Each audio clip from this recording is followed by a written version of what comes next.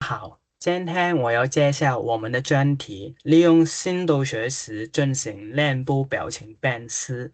我们的研究是由4位成员共同合作，目的是希望透过卷积神经网络与轻移学习，让电脑能够自动判断7种基本情绪。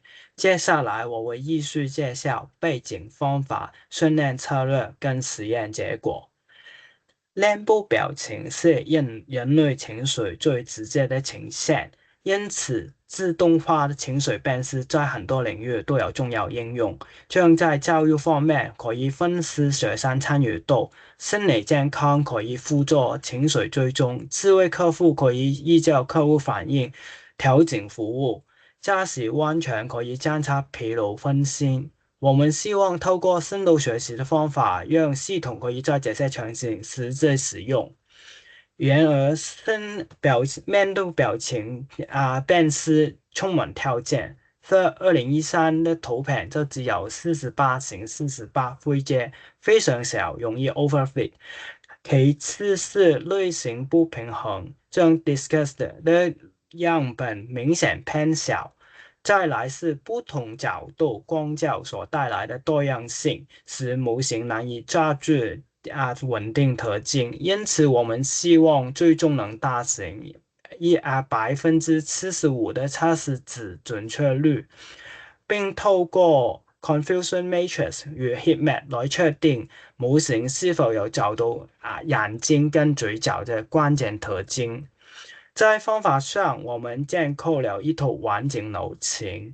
在治療值開始，我們先做臉部偵測跟對齊，再加入治療增強與旋轉、反轉、裁切跟亮度調整。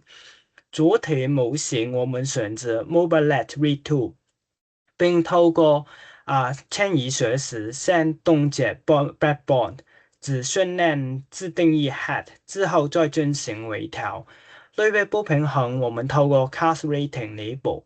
整個管線的設計希望有善治療提升模型反應能力。治療處理部分，我們使用 MTCNN 做臉部偵測跟污點對齊，讓照片的眼睛、嘴部位置保持一致。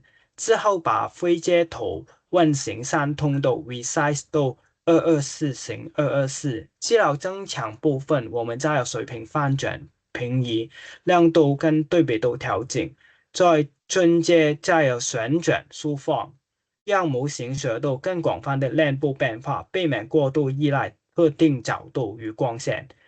模型部分，我們採用 ImageNet 預訓練的 Mobileye V2 作為 backbone。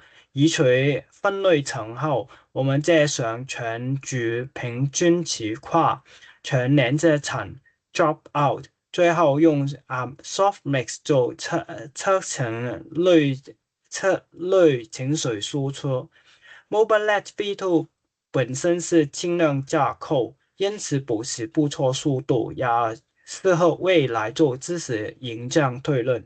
整個架構兼顧特徵能力跟效率。訓練分成2個階段，第一個階段跟訓練 head 準確度大約提升到0.57，第二個階段解凍最後30層，準確率提升到0.79，驗證準確率是0.64，雖然有提升，但驗證 loss 已經比訓練 loss 高，表示模型對新資料不夠穩定，在不同類別之間表現差距仍然存在。